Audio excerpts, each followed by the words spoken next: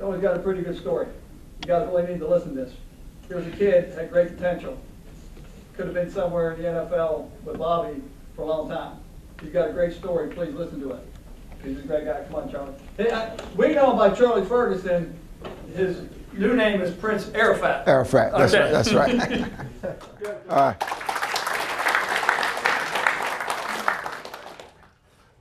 Well, once again, I'd like to thank Coach Fisher and the staff here at Florida State University, my alma mater. I left in 1979, brother. Never came back. As Monk said, as a college freshman All-American, starting linebacker. But let me run to you something. If you don't remain hungry, if you don't have the desire, you know sometime when your mother cooks you a good meal, you may have some macaroni and cheese, you may have collard greens, you may have oxtails or whatever you like, steak, whatever you like. You may have some sweet potato pie, you may have pumpkin, whatever you like. And when you get through finishing that meal, you fall asleep. That would happen to me. If you don't remain hungry in this business, you're going to fall asleep and somebody else is going to take your job. There's a lot of talent here. But talent don't win on Saturdays or Sundays or in life. You got to have heart. Coach Bowden and Coach McDowell, who's my linebacker coach, I went up to the office and he said, Ferg, I'm going to leave my door open. I'm going to give you a chance to come back. He said, but if you get out of that chair and walk away, you're not going to come back. He already see it that I lost the desire, I lost the love that I had for the game. And when you lost the passion that you have, it don't mean nothing. From a little boy, I dreamed that I'm this close to step through the door that I can play professional football. This close. And one season, my sophomore season, I said, you know what, fuck that. I'm going to go and play the drug dealer game. I'm going to be a gangster. All the potential in the world, and I threw it away. But at the time, I didn't know that football was not my destiny. Some of you standing here right now may go to the pros. Some may not go to the pros. Because what equates on Saturday don't make it on Sunday. What I'm telling you is life is what you make it. As Monk and my brother, B-Love, we started an organization called the Dairy Rocks in Delray Beach. We played there, we sailed, we played football, baseball, ran track. Our potential is to get us out and our parents out of that situation. Many of you right now want to get your parents out of that situation. You want better for your mother or your grandma, whoever raising you, you want better. Let me see that hand who want to do better for their mama. See what I'm talking about? Why? Because you don't like them seeing of their struggling. I told my mother, we were watching a college championship game. I said, you know what, Mama? I'm going to get you out of here. And you know how mamas are mostly, I'm talking about black mothers here. Okay, babe, you do your thing. But when I came home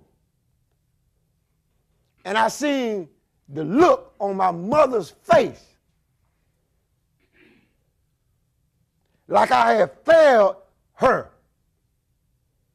One thing, brothers, you do not want to make those who you love You do not want to fail them. When the guy shot me, I had about $3,000-$4,000 in my pocket.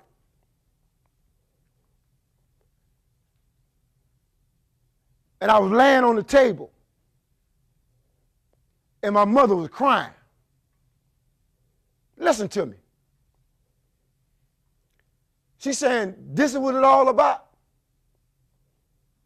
I said, Mom, you know, I'm finna kill them. I can't use that word. She said, this is what it's all about? This is what I birthed you in the world for? And I didn't understand what she was saying. And I understand now that she's saying that life has a purpose. We all not going to be so successful in maybe in this athletic world. You can be a doctor, you can be a lawyer, you can be a husband, whatever you can be. But whatever you be, you better be the best that you can be. Give it all, man. Give it all that you're going to understand something that you know what you say, I did not my best. I did over my best. When I went and got out of the hospital, I went right back on the same corner. I took my shirt off. I said, y'all do it again. Do it again. I'm here. Do it again. Because I can't die. Now, remember I just told you, I'm mad. I'm damned up. This is a fool. I'm back. All bandaged up, bro. I'm standing on the corner. I can't die. Bring it. They say, this nigga done gone crazy. I went to jail. Now they call it the big house. Like I told you, I did 15 years in the Department of Correction. You don't know what circumstances will make you do. Some of you say, yeah, I could. See, some of you right now has always been privileged that you always had what you want when you want it. You're always privileged that you can go in your refrigerator and get you something to eat, right? How about being that you can't go in the refrigerator? How about that you can't use a toilet in privacy? How about you never use a microwave? How about you can never take a bubble bath? How about you can never go to a store and wear your own shoes or have money in your pocket? See, some of you right now are so privileged and blessed you don't understand yet. And you take this scholarship for granted. You are paid scholarship, a 4-year scholarship to play football and to get your education. But see, you mess up. You got to get your education to play football, not play football and get your education. You understand me? Do you understand me? Yes, sir. See, some of you say, well, I'm going to the pro. But see, how many people go to the pro and get broke? You get millions of dollars and then you broke because you've never been educated. Say it with me. The more you know, the more you grow. The more you learn, the more you earn. Always get a checkup. Always get a checkup from the neck up. Because if you don't, you're going to be tore up from the floor up. You understand? So what I'm telling you is a thinking man world. This is a thinking man world. If you would still be damned and you be mad, well, I'm mad because I ain't got no daddy. How many of us in here don't have a father in the house? Now, this is what I want to talk to you personally. I'm talking to you. Don't make the mistakes your father did that leave you and you have a son to do the same thing. You understand? The best way to don't be mad at your father.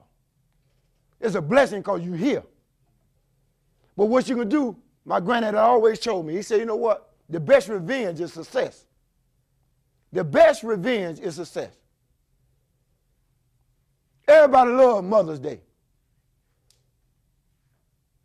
But in prison, when Father's Day come around, man, you have too many fights, stabbings.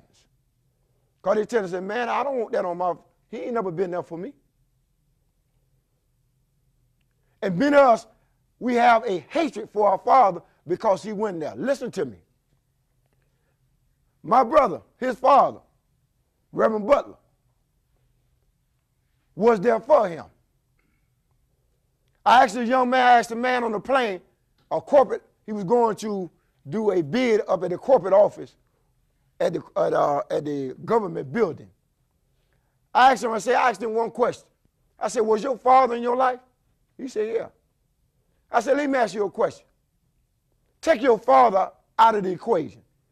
You think you'll be the man that you are today? He said, no way. No way.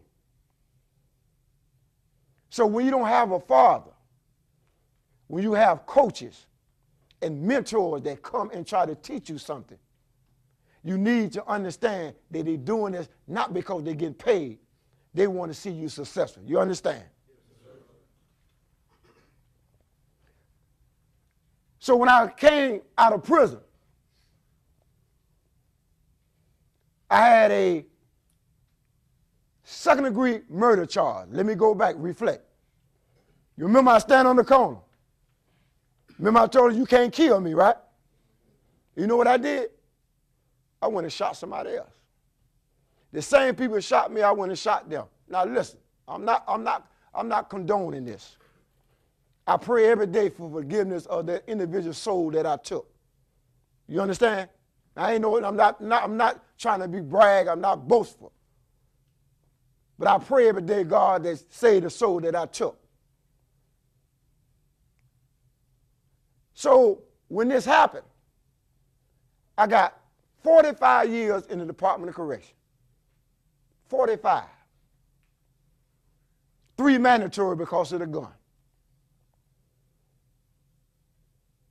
I was coming back from Cross City, Florida, 2001. Almost been down almost 10 years. Coming to Belgrade, Florida. I said, well, let me get closer to my family. There was a little white boy sitting next to me, and we was going down the turnpike, love. And when you're going down the turnpike, he kept nagging me, man, what's your charge? You know, in prison, you don't tell people about your charge. That's taboo. He kept bugging me, nephew, man, what's your charge? Hey, man, don't do that no more. I'm going to dam up on you. He kept bugging me, nephew. If he kept bugging me, I said, man, I'm finna do something to the little white boy now.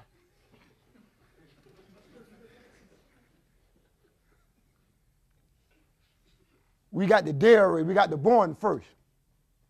And the sign say dairy coat, dairy 2 miles.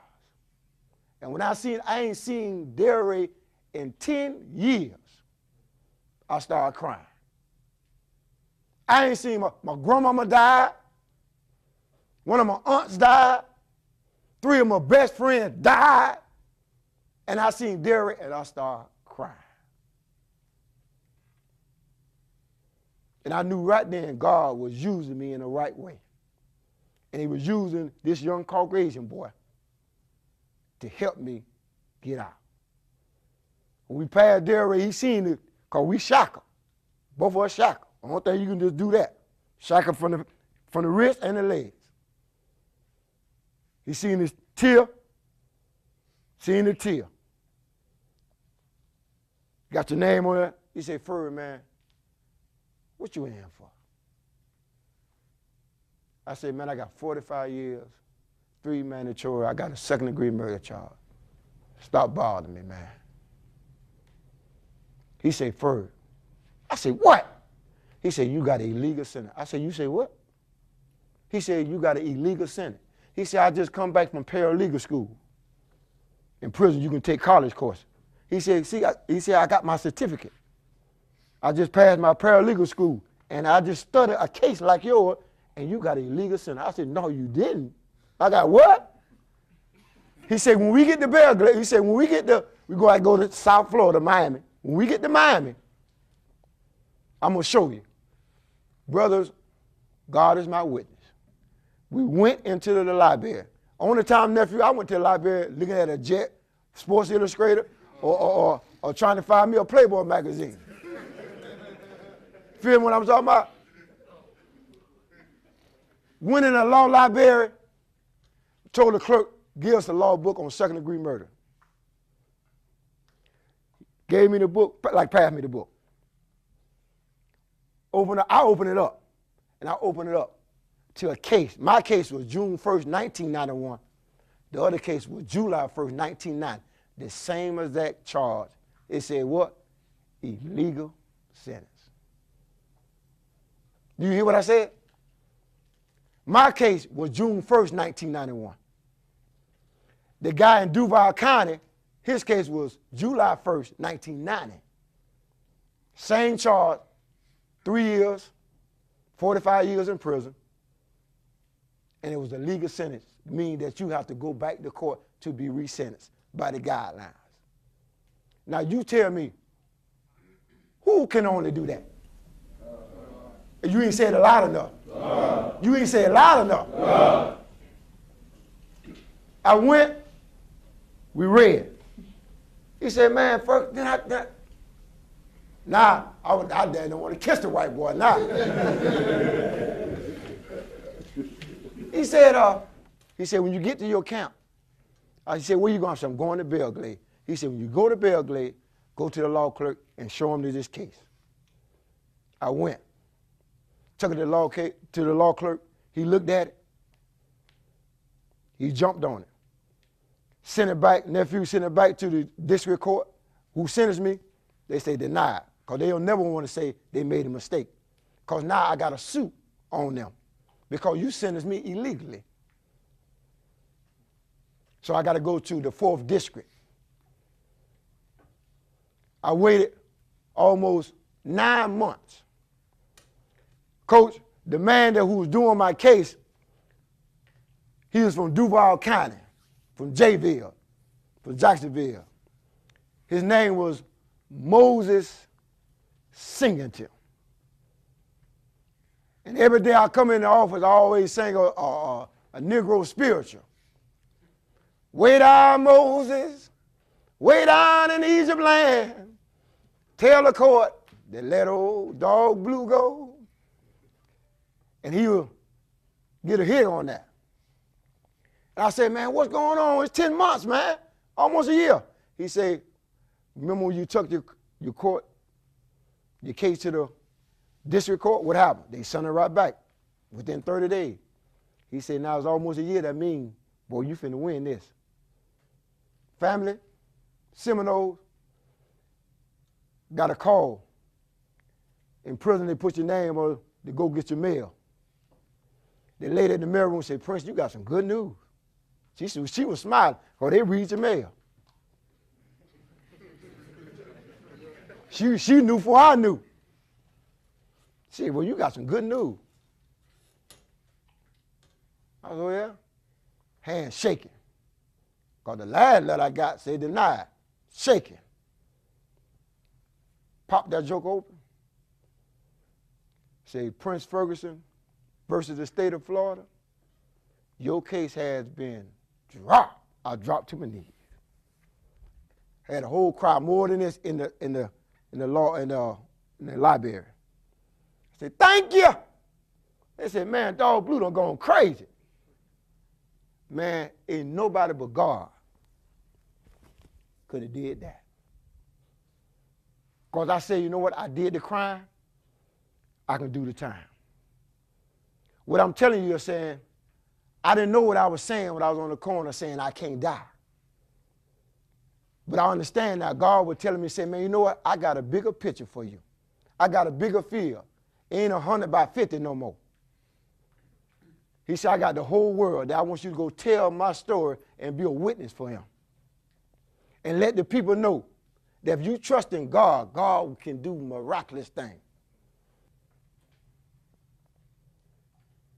Remember I told you earlier, the best revenge is success.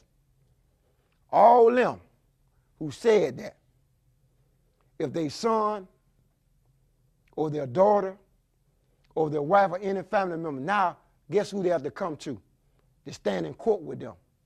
Now I volunteer and work with the Palm Beach County Sheriff Department. I work with the Dairy Police Department. I got a scared straight program, almost #1 in the country. Almost a 75% success rate. Out in Wellington, out in West Palm Beach, where the rich folks at, they are calling me to handle their children. Ain't that something? There's someone that came out of jail, take 3 years. Listen to me. First in my family, been gone 15 years, and 3 years since that I got out, I got my bachelor's degree. Ain't that something? You feel me?